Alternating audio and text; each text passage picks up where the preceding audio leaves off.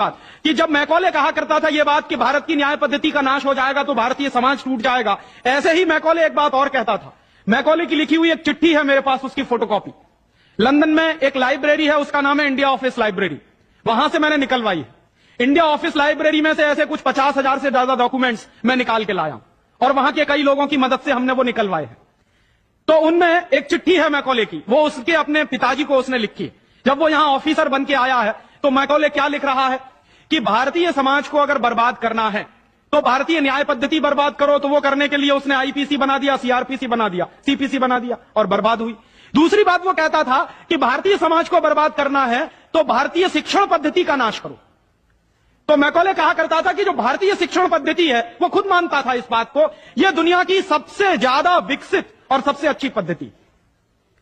क्या होता था, यहां गुरुकुल चलते थे, गुरुकुलों में विद्यार्थी पढ़ते थे और विद्यार्थी 20 साल तक, 25 साल तक ब्रह्मचर्य का पालन करते हुए शिक्षा ग्रहण करते थे, संस्कार मिलते थे और वो संस्कार लेकर समाज में जाते थे।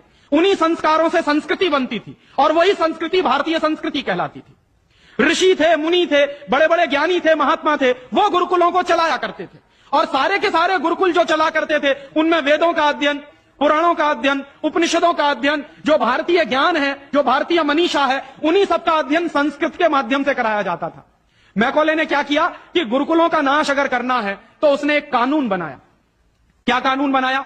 संस्कृत में जितने विद्यालय इस देश में चलते थे, हिंदुस्तान में अंग्रेजों के जमाने में, उन सबको उसने इल्लीगल घोषित किया, गैर कानूनी। और उसने प्रतिबंध लगा दिया कि संस्कृत भाषा के माध्यम से कोई भी गुरुकुल चलेगा उसको अंग्रेजी सरकार मान्यता नहीं देगी।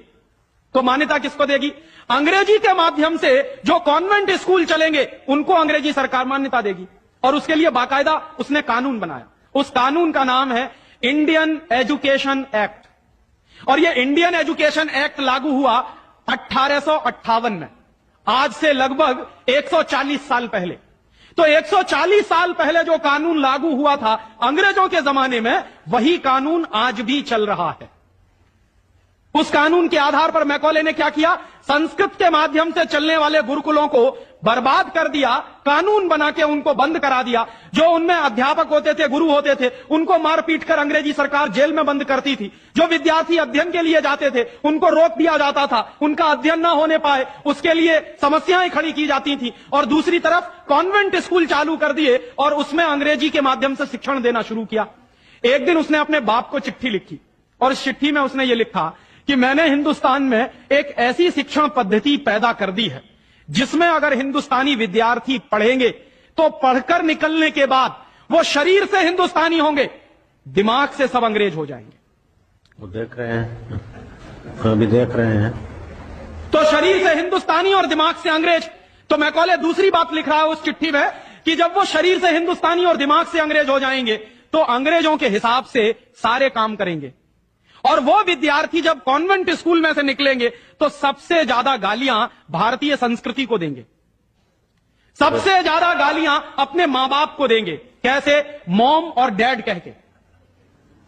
डैड माने होता है मरा हुआ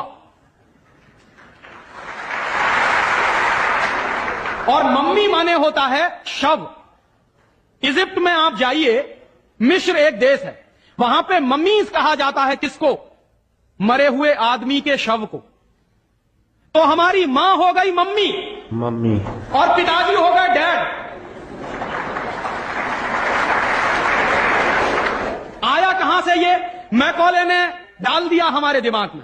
और मैं ये कहता हूं कि मैकॉले तो मर गया, उसका बाप भी मर गया, सब मर गए, भगवान उनकी आत्मा को शांति दे, लेकिन उसकी जो आत्मा है वो हम सब में प्रवेश कर गई है।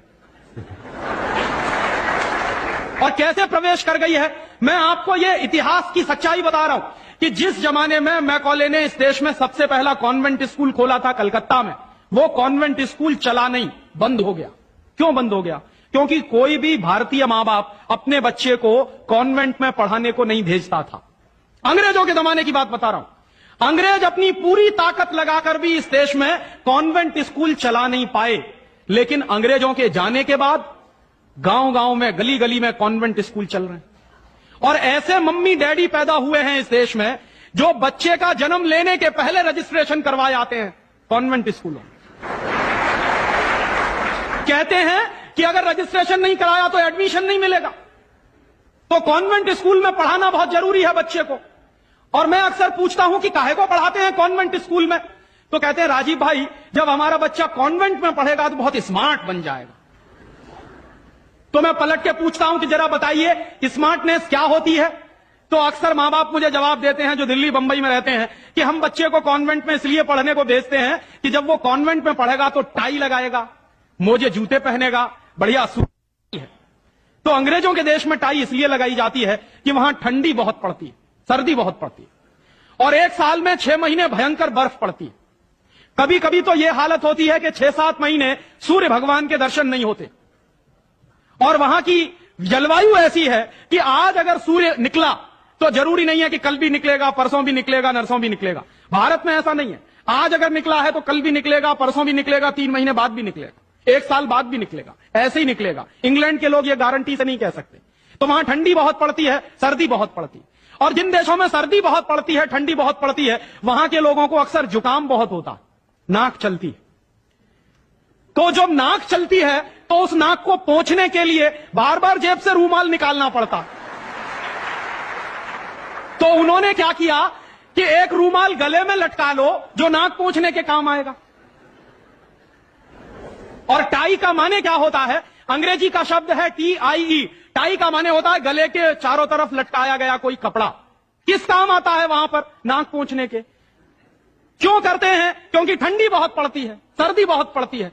हमारे देश में तो 1 साल में 9 महीने गर्मी पड़ती है और यहां गुजरात में तो 12 महीने गर्मी पड़ती है। मैं तो यूपी का रहने वाला हूं, वहां थोड़ी बहुत ठंडी जरूर पड़ती है, यहां तो बिल्कुल नहीं पड़ती।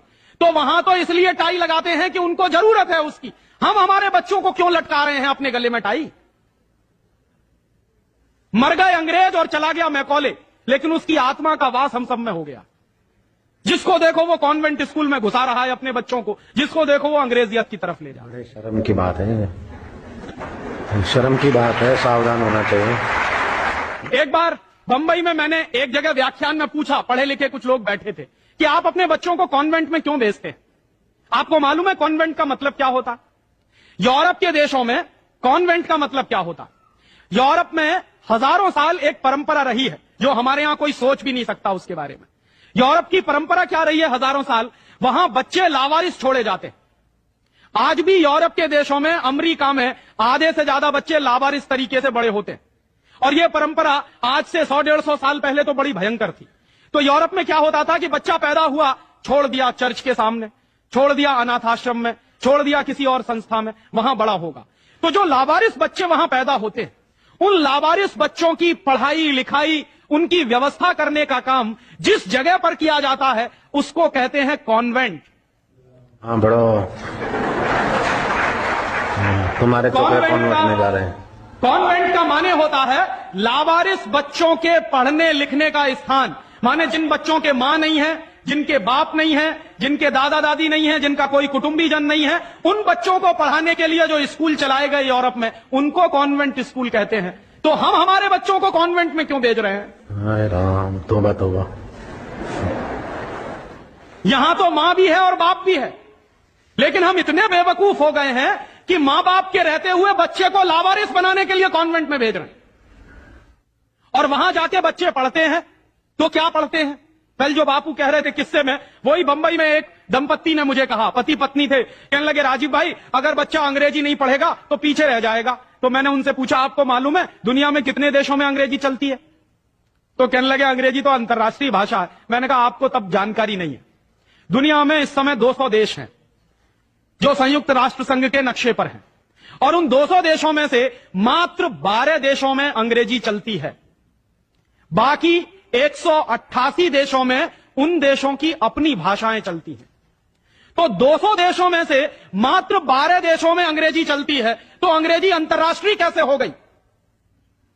अगर 200 में से 150 देशों में अंग्रेजी चलती तो मैं मान लेता कि अंग्रेजी अंतर्राष्ट्रीय भाषा, लेकिन मुश्किल से 12 देशों में जो भाषा चलती है उसको हम कहते हैं कि अंतर्राष्ट्रीय भाषा। और दूसरी बात, उसी दंपत्ति ने कहा कि राजीव भाई अंग्रेजी बहुत समृद्ध भाषा है, बहुत रिच लैंग्वेज है, जो शब्द उन्होंने इस्तेमाल किया, रिच लैंग्वेज माने समृद्ध भाषा। तो मैंने उनसे कहा कि दुनिया में अंग्रेजी से ज्यादा रद्दी दूसरी कोई भाषा नहीं है। क्यों, उसका कारण है उसका कारण है, जानते हैं क्या है? अंग्रेजी में चाचा, मामा, ताऊ, मौसा, फूफा सब अंकल, और काकी, ताई, मौसी और सब आंटी। अब आप मुझे जरा ये बताइए कि मौसा में और फूफा में फर्क होता है कि नहीं होता? क्या आप फूफा को मामा बना सकते हैं? या ये बताइए कि मौसी में और काकी में फर्क होता है कि नहीं होता? क्या मौसी काकी हो सकती है? दुनिया की जिस भाषा में रिश्तों को कहने के शब्द ना हो, वो सबसे रद्दी भाषा। बिल्कुल ठीक। हमारे यहां हिंदुस्तान में जितनी भाषाएं चलती हैं, हर भाषा में परिवार के रिश्तों को कहने के लिए विशेष शब्द हैं। वहां नहीं है। वहां क्या है? सब इन लॉज हैं, चाहे वो लड़की वाले हों चाहे लड़के वाले हों। पता ही नहीं चलता कि ये लड़के वाले इन लॉज हैं कि लड़की वाले इन लॉज। या तो सब अंकल हैं या तो सब आंटी हैं। क्यों है ऐसा? क्योंकि अंग्रेजी भाषा में रिश्तों को कहने के लिए शब्द नहीं है। कारण क्या है? अंग्रेजी भाषा में शब्दों की बहुत कमी है। और अंग्रेजी भाषा में शब्दों की कितनी कमी है? अगर मूल रूप से देखा जाए तो अंग्रेजी भाषा में मात्र 2600 शब्द हैं कुल मिला के। और दुनिया की तमाम भाषाओं से जो उधार लिया है अंग्रेजों ने, फ्रेंच भाषा में से लिए हैं, जर्मन में से लिए हैं, इटालियन में से लिए हैं, लैटिन में से लिए हैं, तो तमाम भाषाओं से जो उधार लिए हुए शब्द हैं वो मिला दिए जाएं तो कुल मिला के बैठते हैं 12,000। अंग्रेजी के मूल शब्द हैं 2600 और बाकी के शब्दों को मिला दें तो कुल बैठते हैं 12,000। अब आप हिसाब लगाइए, अंग्रेजी में कुल मिला के 12,000 शब्द हैं। गुजराती में आपको मालूम है कितने शब्द हैं? गुजराती भाषा में 40,000 से ज्यादा शब्द हैं। अब आप मुझे यह बताइए कि अंग्रेजी बड़ी हुई कि गुजराती? तो काहे को नहीं पढ़ाते अपने बच्चों को गुजराती में? और एक दूसरा उदाहरण दूं कि अंग्रेजी में कुल मिला के 12,000 शब्द हैं और मराठी भाषा है हमारे देश की, उसमें इस समय 48,000 शब्द हैं। अंग्रेजी से 4 गुनी बड़ी है मराठी। और हिंदी का हिसाब लगाऊं तो अंग्रेजी में इस समय 12,000 शब्द हैं, हिंदी में इस समय करीब 72,000 शब्द हैं। और हिंदी से एक कदम आगे चलिए, संस्कृत। तो अंग्रेजी में कुल मिला के 12,000 शब्द हैं, संस्कृत में कुल मिला के 1.5 लाख शब्द हैं। और संस्कृत से एक सीढ़ी और ऊपर चढ़िए, प्राकृत, जिसको हम सब भूल गए। प्राकृत को अगर ध्यान में रखें तो प्राकृत में 2.5 से 3 लाख शब्द हैं। दुनिया की सबसे बड़ी भाषा हमारे पास है, लेकिन हम बेवकूफों को मालूम नहीं है कि हमारे पास क्या है।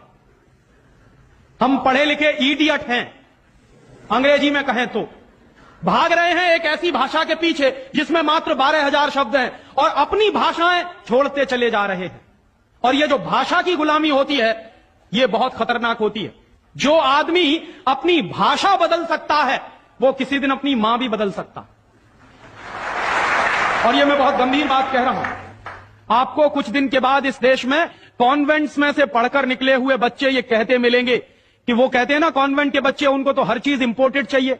Imported car, imported pen, imported pencil, imported television, imported refrigerator. अभी कुछ दिन के बाद कहेंगे कि अब हमको इंपोर्टेड मम्मी पापा भी चाहिए, क्योंकि आपकी शक्ल उनको अच्छी नहीं लगने वाली। वो तो जो भाषा पढ़ रहे हैं उसके संस्कार ले रहे हैं।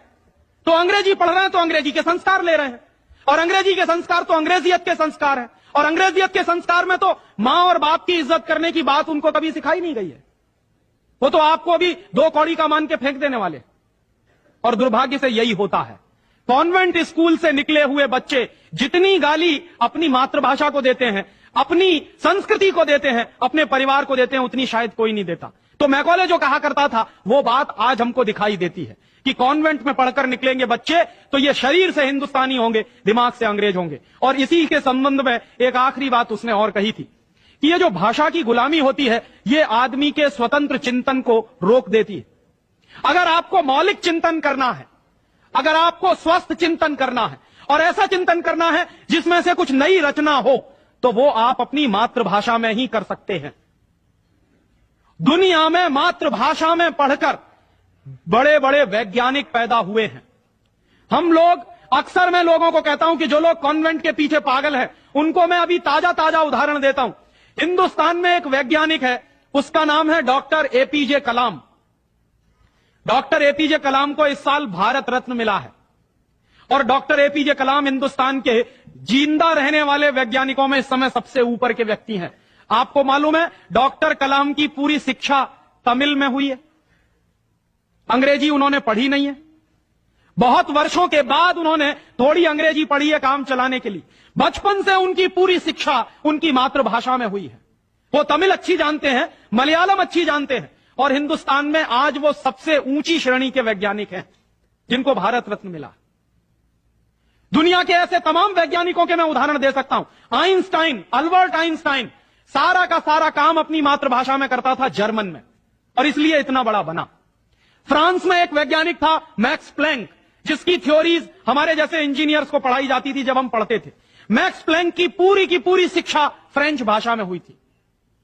तो हम लोग जो अपने मन में गलतफहमी पालकर बैठे हैं कि हमारे बच्चे अगर अंग्रेजी में नहीं पढ़ेंगे तो उनका विकास नहीं होगा, मैं आपको इसके उल्टी बात कह रहा हूं कि अगर आपके बच्चे अंग्रेजी में पढ़े तब उनका विकास नहीं होने वाला, वो गधे बन जाएंगे, विनाश होगा। हम लोग क्या कर रहे हैं, अपने बच्चों को कॉन्वेंट में भेज कर गधा बना रहे हैं। गधा जानते हैं क्या होता? गधे के ऊपर बोझा लादते चले जाइए, लादते चले जाइए, लादते चले जाइए, बेचारा चुपचाप चलता चला जाता है, चलता चला जाता है। आजकल बच्चों के कंधे पर जो बस्ते हमने लाद दिए हैं, जरा उनका वजन तो कर लीजिए। जो बच्चे का वजन है उससे ज्यादा बस्ते का वजन है। अभी से आप अपने बच्चे को स्पॉन्डिलाइटिस का मरीज बना रहे हैं। जितना वजन उसका कंधा ढो नहीं सकता, उससे ज्यादा वजन उसके कंधे पे लटका हुआ, और बेचारा वो बस्ता लेके जाता है, लौट के आता है। जब लौट के आता है तो घंटों घंटों का होमवर्क उसको दे दिया जाता। आप क्या करते हैं, अपनी मगजमारी कम करने के लिए उसका एक ट्यूटर रख देते हैं। ट्यूटर क्या करता है कि स्कूल का होमवर्क मिला, ट्यूटर ने अपना होमवर्क दे दिया। बच्चे का खेलना कूदना बंद, और बच्चा अगर खेलेगा नहीं, कूदेगा नहीं, तो उसका विकास कैसे होने वाला? तो या तो आपने फंसा दिया बेचारा होमवर्क। मैं अच्छे अच्छे घरों में जाता हूं, सबके बच्चे क्या कर रहे हैं, होमवर्क कर रहे हैं, सवेरे से शाम तक होमवर्क चल रहा है, कभी खत्म होने में ही नहीं आता। भला हो ऐसे स्कूलों का। और उस होमवर्क में से बना क्या रहे हैं और वो होमवर्क कर क्या रहे हैं? मैं आपको मेरी आप बीती सुनाता हूं, किसी दूसरे की नहीं।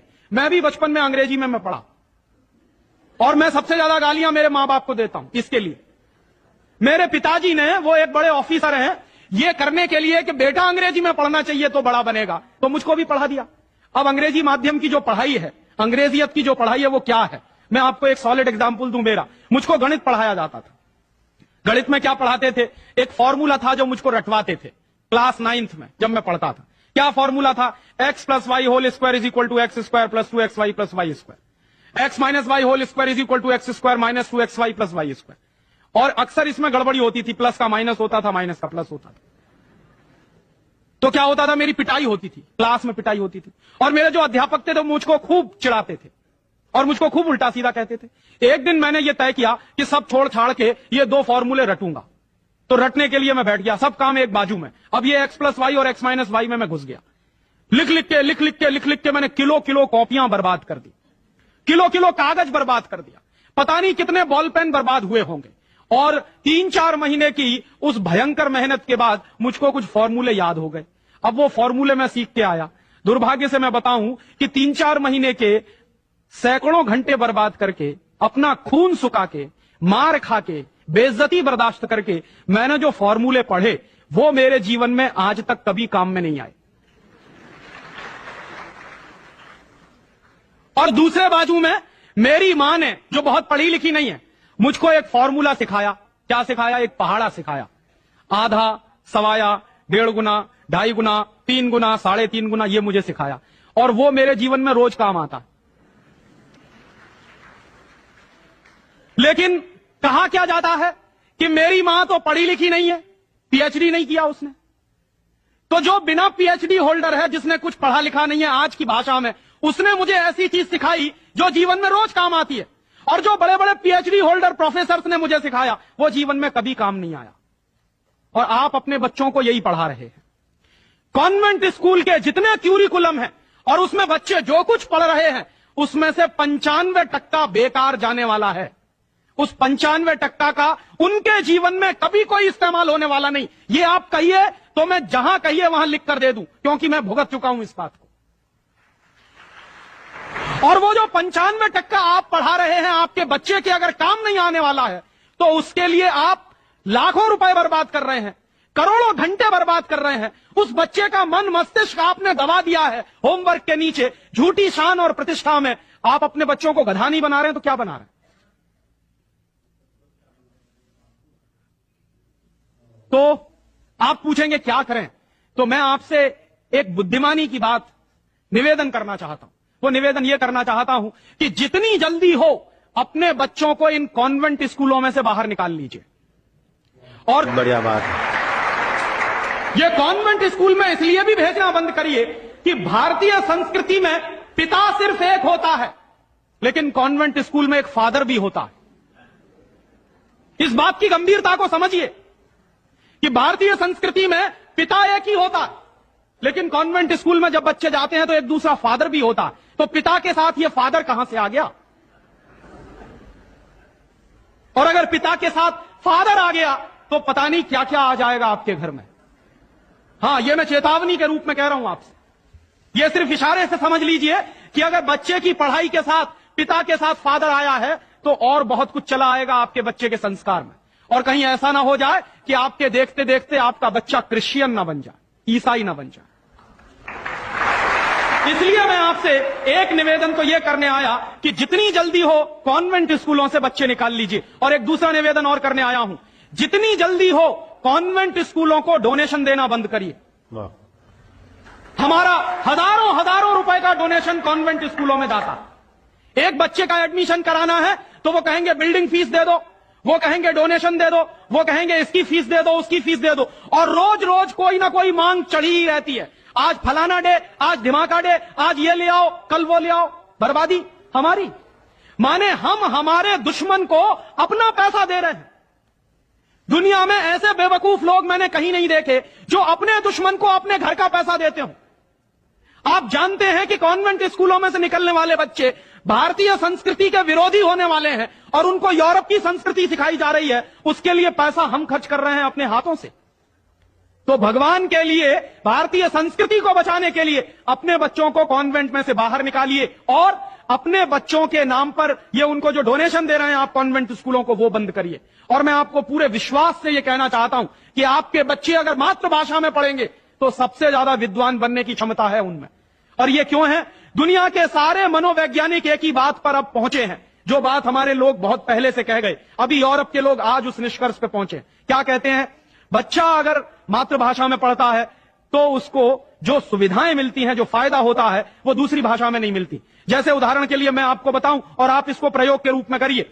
आपकी मातृभाषा अगर गुजराती है और आप अपने बच्चे को गुजराती में पढ़ाइए, तो कोई सवाल आप उसको दीजिए गुजराती में याद करने के लिए, जितनी जल्दी वो याद कर लेगा उस सवाल को, अगर वही सवाल आप अंग्रेजी में दीजिए उसको, तो कम से कम 6 गुना समय लगेगा उसको। अगर वो 1 घंटे में गुजराती में कोई चीज याद करेगा तो 6 घंटे लगेंगे उसको अंग्रेजी में याद करने के लिए। और अंग्रेजी में भी उसको याद नहीं होगा, वो रटेगा पोपट की तरह से। जैसे पोपट होता है ना, रट लेता, वैसे ही रटेगा। और रटने के बाद क्या करेगा? इम्तिहान में लिख कर आएगा। इम्तिहान में लिख कर आया, उसके 2 दिन बाद पूछिए कि तुमने परसों क्या लिखा है, उसको कुछ याद नहीं। ऐसे ज्ञान का करेगा क्या वो? जो ज्ञान उसको 2 दिन भी याद न रहे, जो जानकारी उसको 2 दिन भी याद नहीं रहने वाली, उस जानकारी का वो अपने जीवन में करने वाला क्या है? और इसके दूसरी तरफ आप ये करके देख लीजिए, छोटी छोटी कहानी, छोटे छोटे किस्से, छोटी छोटी कथाओं के माध्यम से, मातृभाषा के माध्यम से आप उसको कोई बात सिखा दीजिए, वर्षों वर्षों जिंदगी भर उसको वो बात याद रहेगी। मुझे भी याद है, मेरी दादी मां ने कहानी के माध्यम से जो संस्कार मुझ में दिए हैं वो अभी भी मुझे याद है। लेकिन मेरे स्कूल में जो संस्कार मुझे दिए गए वो मैं भूल चुका हूं, क्योंकि विदेशी भाषा में मैंने लिए। तो ये खराब होता। और एक इसी के साथ एक आखिरी निवेदन कि अंग्रेजों ने जिस तरह से बर्बाद किया है भारतीय समाज को, कम से कम अब अगर हमको ये चेतना आती है तो इसको हम बचाएं। मुझे लगता है कि सबसे बड़ा काम और सबसे पहला काम कॉन्वेंट स्कूलों के बंद कराने का, और वो हम सब मिलकर ही कर सकते हैं, अकेला कोई नहीं करेगा। अगर हम सब कॉन्वेंट स्कूलों का बहिष्कार करने का संकल्प ले लें तो फिर से नए गुरुकुल खड़े हो सकते हैं। जो दान आप कॉन्वेंट स्कूलों को देते हैं, वो दान अगर गुरुकुलों को मिलना शुरू हो जाए तो गुरुकुल चलने भी शुरू हो जाएंगे, उनको प्रतिष्ठा भी मिल जाएगी, उनको सम्मान भी मिल जाएगा। अगर हमारी गलती से बर्बादी आई है तो वो गलती आज हम सुधार लें। और ऐसे ही एक दूसरी आखिरी बात कि अंग्रेजियत हमारे मन में बहुत गहरे घुस गई है, और ये अंग्रेजियत जो होती है बहुत खराब होती है। कई बार मैं कहता हूं कि अंग्रेजी भाषा से ज्यादा खतरनाक है अंग्रेजियत। महात्मा गांधी अक्सर ये कहा करते थे कि अंग्रेज चाहें तो रहें, लेकिन अंग्रेजियत जानी चाहिए। ये अंग्रेजियत क्या है? हमारे सबके घरों में, सबके मन में एक तरह का लालच बैठ गया है। हर एक आदमी को इस देश में इंपोर्टेड माल चाहिए, विदेशी कंपनी का माल। किसी भी साधारण से साधारण बच्चे को कहो कि देखो मेरे पास इंपोर्टेड पेन है, तुरंत हाथ फैला देगा, लाओ दे दो। वो बच्चा चाहे जितना पढ़ा लिखा हो, माने इंपोर्टेड के नाम पर भीख मांगने में भी शर्म नहीं आती। उसी बच्चे को आप कहिए कि भगवान का प्रसाद है तो हाथ पीछे खींच लेगा, इंपोर्टेड पेन है तो तुरंत हाथ फैला देगा। गुलामी इतने गहरे बैठ गई। और ये जो इंपोर्टेड माल की गुलामी होती है, इसी गुलामी ने हमारे देश को बर्बाद किया है। अंग्रेजों के जमाने में इस देश में अंग्रेजों का माल बिकता था इसलिए कि अंग्रेजों की गुलामी चलती थी, इसलिए क्योंकि अंग्रेजों की कंपनियां यहां चलती थी। दुर्भाग्य से आज वही फिर हो गया है। गांव गांव में परदेशी कंपनियां घुस गई हैं, परदेशी कंपनियों का माल घुस गया है। हम सबके घरों में परदेशी कंपनियों का माल आता है। सवेरे से लेके